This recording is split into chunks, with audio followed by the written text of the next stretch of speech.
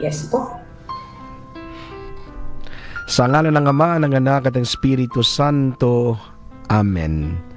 Mapagmahal na Ama, kami po ay nagpapasalamat sa kalubong buhay, kalusugan, at biyaya ng karunungan.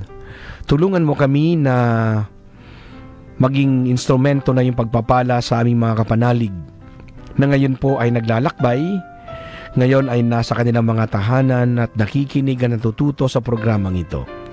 Ingatan mo kaming lahat, ingatan mo ang mga kasama namin na sa likod ng programang ito at ang mga kapanalig naming patuloy na sumusubaybay sa programa.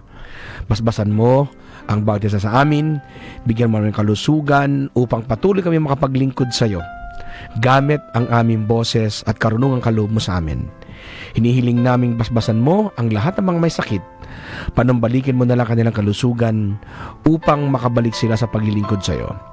Hinihiling namin ito sa ngalan ni Kristo, naming Panginoon. Amen. Sa ngalan ng Ama, ng Anak at ng Espiritu Santo. Amen.